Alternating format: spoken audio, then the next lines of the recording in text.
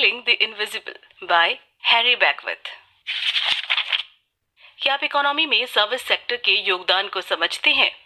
अमेरिकी अर्थव्यवस्था इन दिनों कुछ बड़े बदलावों के दौर से गुजर रही है। नौकरियां जिन्हें कुछ दशक पहले सुरक्षा के रूप में देखा जाता था, अब सभी गायब हो गई हैं। लेकिन इसी के साथ एक अच्छी खबर यही है कि नए अवसर भी पैदा हो रहे हैं। एक और बदलाव देखने को मिल रहा है कि धीरे ही सही लेकिन सर्विस सेक्टर में काफी ग्रोथ देखने को मिल रहा है। मुख्य तौर पर काफी ज्यादा सर्विस कंपनियां उभर कर आ रही हैं। यहाँ तक कि अगर आप आज अमेरिका की फॉर्च्यून 500 कंपनियों के ऊपर नजर घुमाएंगे तो उनमें 50% सर्विस सेक्टर की ही कंपनियां नजर आएंगी।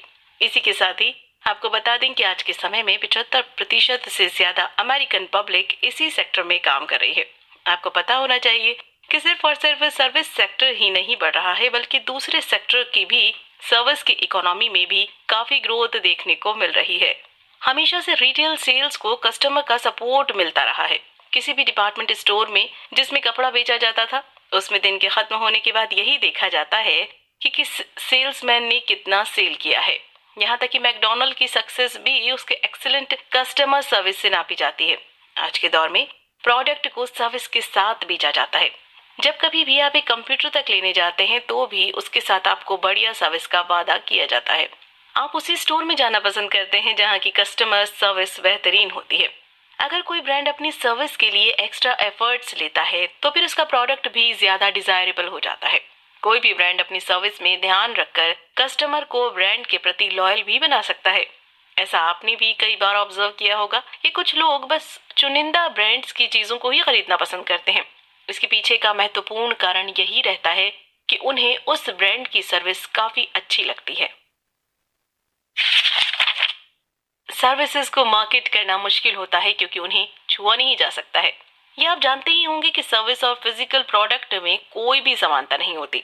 हम सर्विस को टच करके महसूस नहीं कर सकते हैं। इसी के साथ ही साथ वो नजर भी नहीं आती है, ना ही उसका एक साथ बहुत ज्यादा प्रोडक्शन हो सकता है। ये रीजन है कि सर्विस को मार्केट करना कितना कठिन है। अधिकांश किसी भी प्रोडक्ट की सेलिंग में उसकी मार्केटिंग का बहुत बड़ा योगदान रहता है, लेकिन सर्विस में ऐसा नहीं है।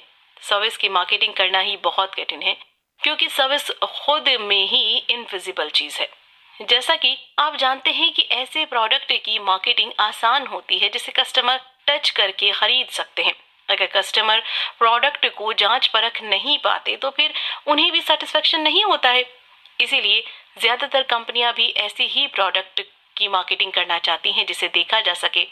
एग्जाम्पल के लिए पॉर्श जैसी कंपनी भी ऐसे प्रोडक्ट की मार्केटिंग करती है जो स्टेज के सेंटर में आ सके।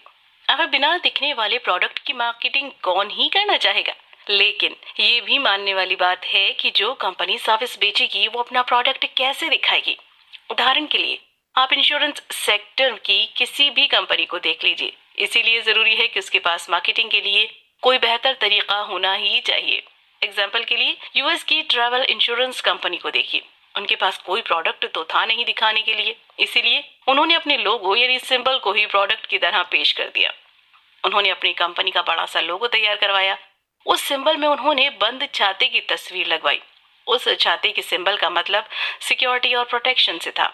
सर्विस की मार्केटिंग करने में एक और दिक्कत आती है, वो ये है कि प्रोडक्ट की क्वालिटी निश्चित नहीं रहती है। जैसे कि फिजिकल प्रोडक्ट की क्वालिटी की जांच करने के लिए कोई अथॉरिटी है, लेकिन किसी भी सर्विस की क्वालिटी कई एलिमेंट्स पर डिपेंड करती है। जैसे कि किसने आपको वो सर्विस ऑफर की है। सीधी भाषा में आप कह सकते हैं कि सर्विस की क्वालिटी को जांचने के लिए कोई भी सटीक पैमाना नहीं है। इसकी वजह से सर्विस की मार्केटिंग में काफी ज्यादा दिक्कत देखने को मिलती है। एग्जाम्पल के लिए अगर सर्विस देने वाला स्टाफ आपके साथ अच्छा व्यवहार नहीं करेगा तो भले ही उस सर्विस की कितनी भी अच्छी मार्केटिंग हो, आप उस सर्विस को कभी नहीं खरीदेंगे। अपनी सर्विस के साथ कस्टमर एक्सपेक्टेशंस को छूने की कोशिश करते रहिए। जिस तरह आज का दौर बदल रहा है उसी तरह आज का कस्टमर भी चेंज हो रहा है। अब कस्टमर की उम्मीदें भी पहले से बेहतर हो चुकी हैं। आज के समय में हर कस्टमर को बेहतर सर्विस की उम्मीद रहती है। कई कंपनियों ने भी अपने काम के स्टैंडर्ड से इस उम्मीद को बढ़ा दिया है। एग्जाम्पल के तौर पर आप मैकडॉनल्ड की सर्विस देख सकते हैं। उनकी सर्विस इतनी अच्छी है कि हर कस्टमर वहां बार बार जाना चाहता है।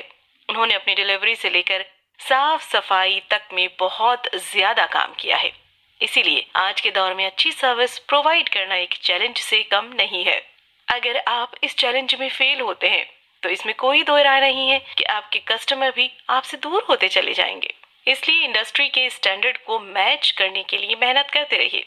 लेकिन यहाँ सवाल ये भी उठता है कि आप अपनी सर्विस की क्वालिटी की जांच कैसे कर सकते हैं। इसका सिंपल सा तरीका है कि क्या आप कस्टमर की उम्मीदों पर खरे उतर रहे हैं। मतलब अगर आपका रेस्टोरेंट है तो क्या हर कस्टमर के टेबल में टाइम से और अच्छा ऑर्डर पहुंच रहा है। इसका पता लगाना ही आपकी जिम्मेदारी है। आप इसका पता कैसे लगा सकते हैं?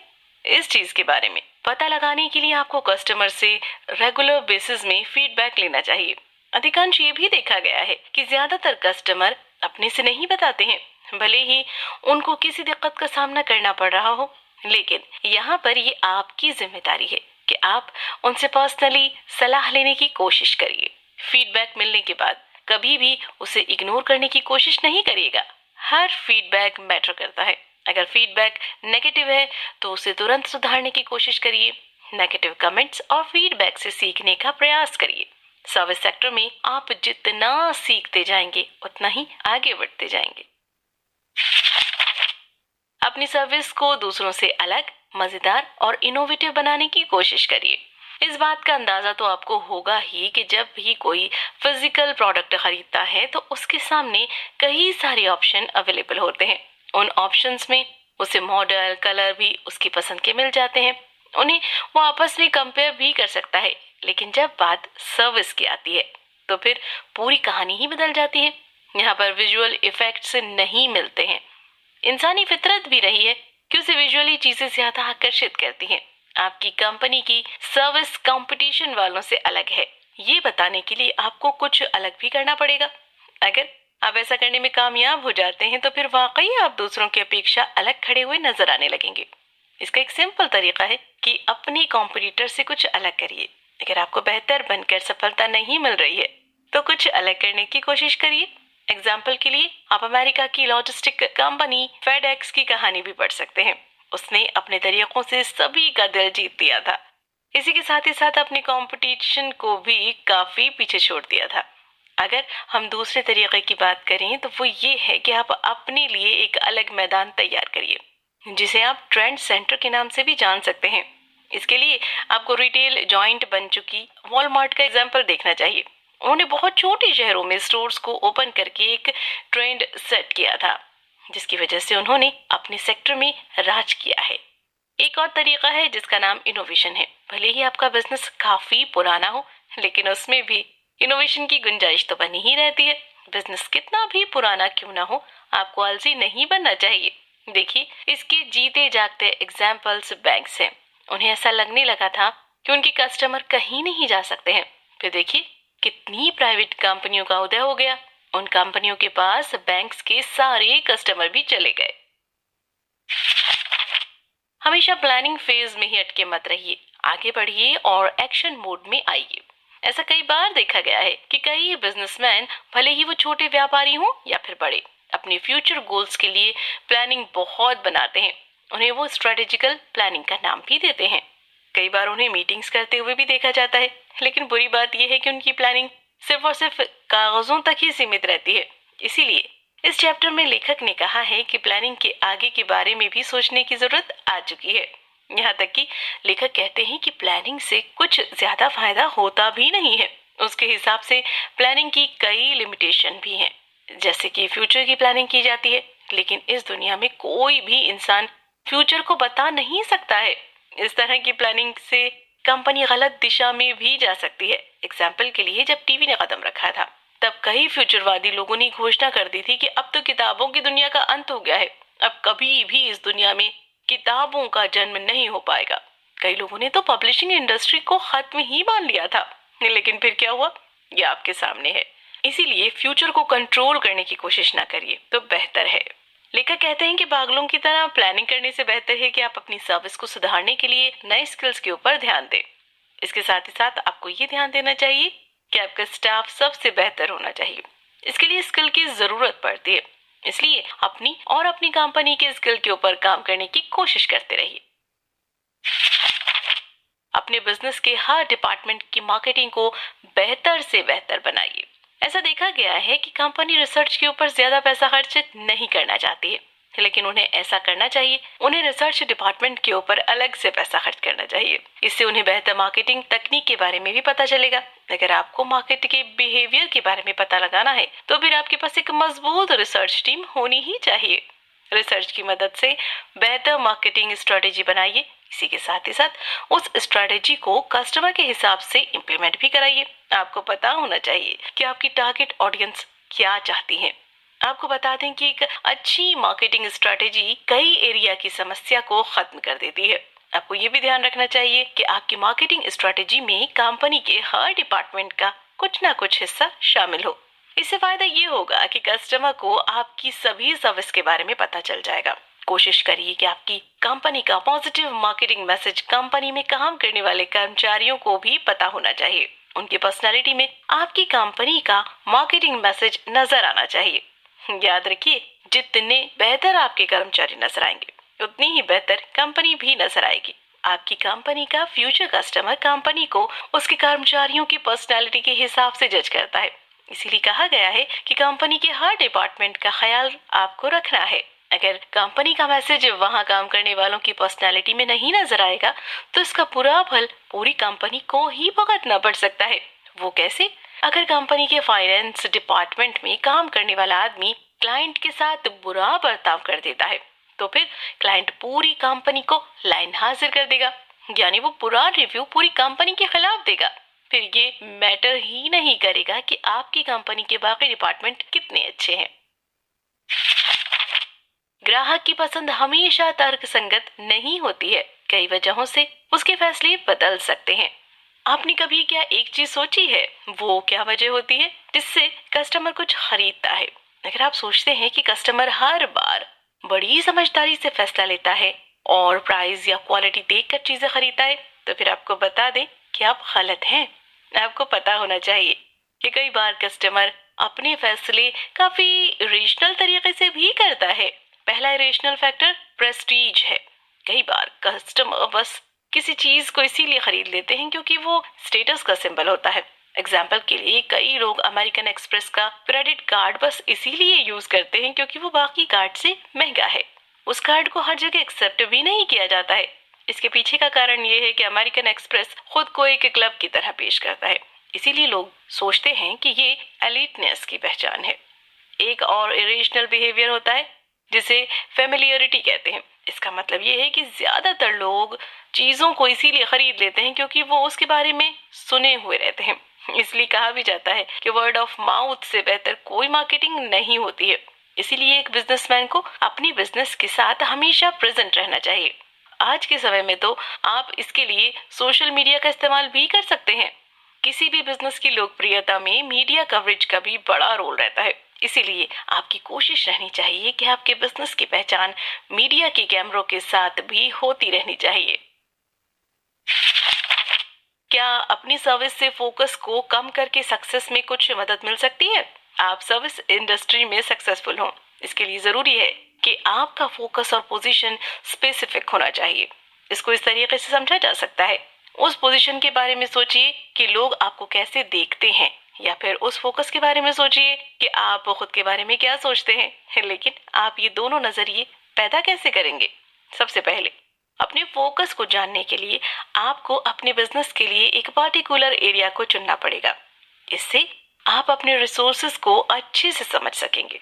इसी के साथ ही साथ आपको ये पता चलेगा कि बिजनेस कैसे करना है। दूसरा, अपनी पोजीशन पर ध्यान लगाने की कोशिश करिए। अधिकांश ये देखने को मिलता है कि फोकस से ही पोजीशन का जन्म होता है, लेकिन दूसरे लोग आपकी कंपनी के बारे में क्या सोचते हैं आप उस बात को चाहकर भी कंट्रोल नहीं कर सकते हैं। बस आप ये कंट्रोल कर सकते हैं कि आपको बिजनेस कैसे करना है। इसी के साथ ही साथ आप इस बात पर भी कंट्रोल कर सकते हैं कि आपके बिजनेस में कस्टमर सर्विस कैसी होगी। जैसा कि इस किताब को अभी तक सुनकर आपको ये पता चल ही गया होगा कि आने वाला दौर सर्विस सेक्टर का ही होने वाला है। इसीलिए हमें भी अपने फ्यूचर के लिए सर्विस की मार्केटिंग के ऊपर काम शुरू कर देना चाहिए। अब तक आपको ये बात मालूम भी हो चुकी है कि सर्विस की मार्केटिंग करना सबसे कठिन है, लेकिन फिर भी आप इसे कुछ अलग तरीके के इस्तेमाल से कर सकते हैं। सर्विस की मार्केटिंग को बेहतर ढंग से करने के लिए ये जरूरी है कि आप सर्विस सेक्टर को अच्छे से समझ सके। इस सेक्टर को और बेहतर तरीके से समझने के लिए आपको आगे के चैप्टर्स काफी ज्यादा मदद करेंगे। क्या आपको प्राइसिंग स्ट्रेटेजी के बारे में मालूम है? ये भी जानिए कि सेफेस्ट स्ट्रेटेजी कौन सी है। किसी भी सर्विस की क्वालिटी और वैल्यू को बताने के लिए उसकी कीमत का रोल बहुत ज्यादा महत्वपूर्ण हो जाता है। लेकिन यहाँ सवाल ये उठता है कि आप अपनी सर्विस की कीमत कैसे तय करेंगे? लॉजिक के हिसाब से आपका दिमाग क्या कहता है? आपको बता दें कि लॉजिक ये कहता है कि कस्टमर हमेशा कम प्राइस के लिए जाता है, लेकिन ये सिर्फ रेयर केस में ही होता है। हालांकि प्राइसिंग को लेकर लो कॉस्ट प्रोवाइडर लोगों का ध्यान खींच सकता है। ऐसा भी हो कि कुछ देर के लिए लोगों की नजरों में आपका प्राइस चढ़ जाए। ऐसा भी हो सकता है कि कुछ कम लागत को पसंद करने वाले ग्राहक भी आपके पास आ जाएं। लेकिन सस्ती कीमत को मेंटेन करने के लिए आपको कई बलिदान भी देने पड़ेंगे। आपके सामने एक चैलेंज ये भी रहेगा कि सस्ती कीमत को मेंटेन कैसे रखा जाए। उसके लिए आपको कई बार अपने रेट डाउन करने पड़ सकते हैं। उदाहरण के लिए, आपने किसी बड़े स्टोर से कम्पीट करने के लिए अपने रेट कम किए हैं। आप लगातार उससे कम कीमत पर सामान बेच रहे हैं, लेकिन आगे क्या होगा? उस स्टोर ने अपना विस्तार करने के लिए नई रेट लिस्ट लॉन्च कर दी है। अब उसने कीमत और कम कर दी है। अब आप क्या करेंगे? अब आपको फिर से रेट डाउन करना पड़ेगा, जिससे आपका बिजनेस बुरी तरह से प्रभावित हो जाएगा। कई बार ऐसे ही खराब फैसलों की वजह से कोई भी बिजनेस बंद हो जाता है। इसीलिए इस बात को समझना बहुत जरूरी है कि लो कॉस्ट स्ट्रेटेजी में बहुत ज्यादा रिस्क है। इतना रिस्क है कि आप इससे मार्केट में टिक भी नहीं पाएंगे। अब आपके दिमाग में ये आ रहा होगा कि फिर सेफेस्ट प्राइसिंग स्ट्रेटेजी क्या है? आपको एक बात समझनी बहुत जरूरी है कि लो और मिड रेंज की कीमत से आपके बिजनेस को फायदा नहीं होगा। जब लो और मिड रेंज सही नहीं है तो फिर सही क्या है? आपको ये जानकर ताज्जुब हो सकता है कि मार्केट में होल्ड बनाने के लिए आपको अपनी सर्विस का रेट कॉम्पिटिटर से ज्यादा ही रखना चाहिए। लेकिन ऐसा क्यों? इसके पीछे की थ्योरी लोगों की मानसिकता से मैच करती है। सामान्य तौर पर लोग ऐसा सोचते हैं कि ज्यादा कीमत वाले प्रोडक्ट की क्वालिटी बहुत अच्छी होती है। इसीलिए ऐसी स्ट्रेटेजी से आपकी ब्रांड वैल्यू को काफी ज्यादा फायदा होगा। आपको अब तक कीमत की स्ट्रेटेजी के बारे में पता चल गया है। साथ ही साथ आपको ये भी पता चल चुका है कि कौन सी स्ट्रेटेजी सबसे सही होती है। इसीलिए अब समय आ गया है कि आप अपनी सर्विस की कीमत को तय करें। लेकिन याद रखिएगा कि कम कीमत हर बार सही नहीं होती है। अब बारी आती है सक्सेसफुल होने की गोल्डन रूल की। अपने आप को ब्रांड बनाने के लिए काम करिए। चलिए एक सफर में निकलने की कोशिश करते हैं। सोचिए कि आप सुबह से गाड़ी चला रहे हैं। अब शाम का समय भी हो गया है। आप काफी ज्यादा थक चुके हैं। आप एक ऐसे हाईवे पर हैं जिसे आप ज्यादा नहीं जानते हैं। आपको काफी ज्यादा भूख भी लगी हुई है। अब आप क्या करेंगे? कहीं कुछ खाने के लिए रुकेंगे? लेकिन हम में से ज्यादातर लोग पहले ही रेस्टोरेंट में नहीं रुकेंगे। हम थोड़ी दूर और ड्राइव करेंगे और देखेंगे कि कहीं कोई ब्रांडेड रेस्टोरेंट दिख रहा है या नहीं। अगर हमें कहीं बर्गर किंग या पिज्जा हट दिख जाएगा तो फिर हम तुरंत वहां रुक जाएंगे। इसका मतलब साफ है कि हम लोगों का दिमाग ब्रांड की तरफ ज्यादा भागता है।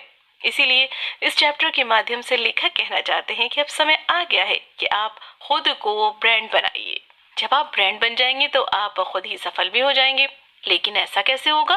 किसी ब्रांड को विकसित करने में सबसे महत्वपूर्ण पहलू है खुद को आसानी से पहचानने योग्य बनाना।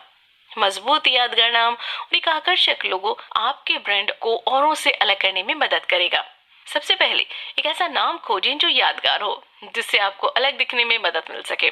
फिर अपने बिजनेस के हिसाब से लोगो विकसित करें। सुनिश्चित करें कि ये आपके बिजनेस के मोटिव को सूट करता हो। इसके साथ ही साथ अपना समय और एफर्ट्स लगाकर लोगों का विश्वास जीतने की कोशिश करिए। अपने कस्टमर से पूरी प्रोफेशनलिज्म के साथ डील करें। उन्हें ऐसा लगना चाहिए कि वो किसी बड़े ब्रांड के साथ डील कर रहे हैं। अगर आप अपनी सर्विस को प्रोफेशनलिज्म के साथ पेश करने में कामयाब हो गए, इसी के साथ अगर आपका ब्रांड तैयार हो गया, तो फिर आपको सफलता जरूर मिलेगी। कहानी से खूबसूरत कुछ भी नहीं होता है। अपनी सर्विस की कहानी लोगों की जबान पर चढ़ाने का काम करिए। कहानी सिर्फ और सिर्फ फिक्शन की ही नहीं होती है। किसी मैसेज को भी कहानी की तरह पेश किया जा सकता है। अपने ब्रांड के सर्विस की कहानी बनाकर लोगों के सामने पेश करने की कोशिश करिए। याद रखिएगा कि मैसेज में दम होना चाहिए। कहानी की खास बात होती है, वो याद रह जाती है। इस तकनीक से लोगों के दिमाग में आपके ब्रांड का नाम छप सकता है। कहानी को दमदार बनाने के लिए आपके मैसेज में दम होना चाहिए। कोशिश करिएगा कि मैसेज में हर एंगल को कवर किया गया हो। मान लीजिए कि आपका रेस्टोरेंट है, तो फिर आपकी कहानी में प्रेम के साथ साथ फूड की भी बात होनी चाहिए। इस मैसेज को आप इमोशनल एंगल भी दे सकते हैं। इसी के साथ ही साथ आप अपनी कहानी के माध्यम से कोई सामाजिक मैसेज भी दे सकते हैं। इससे लोगों के दिमाग में इम्पैक्ट पड़ेगा। आमतौर पर देखा गया है कि इस तरह के इम्पैक्ट को ग्राहक भूलते नहीं है। सर्विस को मार्केट करना बहुत कठिन है, लेकिन इनोवेशन की मदद से आप इस काम को बड़ी आसानी से भी कर सकते हैं। इस बात का ख्याल रखिएगा कि आपकी कहानी से लोगों को ये ना लगे कि आप बस कुछ बेचना चाहते हैं। उन्हें ये लगना चाहिए कि उन्हें इसकी जरूरत है। आपको बस उस जरूरत को याद दिलाना है। आपको उन्हें एहसास दिलाना है कि वो कितनी अच्छी चीज मिस कर रहे हैं। उन्हें ये पता चलना चाहिए कि उन्हें आपकी सर्विस की जरूरत है।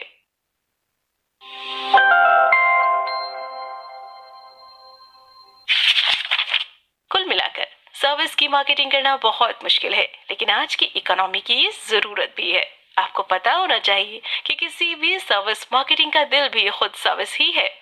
फोकस और पोजीशन इसके दो पहलू हैं, जिनकी मदद से आपका ब्रांड तैयार हो सकता है। इस किताब की समरी को सुनने के बाद आपको सर्विस सेक्टर से जुड़ी कई जानकारी मिल चुकी है। इसके साथ ही साथ आपको कई सवालों के जवाब भी मिल चुके हैं, जैसे कि सर्विस मार्केटिंग क्यों जरूरी है, सर्विस सेक्टर के फायदे क्या हैं, आप अपने बिजनेस को कैसे आगे लेकर जा सकते हैं। क्या करें? अपने बिजनेस की सर्विस को ग्रेट बनाने के लिए मेहनत की शुरुआत कर दीजिए। आने वाला समय सर्विस सेक्टर का ही है। अमेरिका में ये दौर आ चुका है। 75% से ज्यादा अमेरिकन सर्विस सेक्टर में ही काम करते हैं। सर्विस मार्केटिंग के लिए सर्विस क्वालिटी बहुत जरूरी है। इसीलिए अपने बिजनेस की क्वालिटी के ऊपर काम करने की भी शुरुआत कर दीजिए।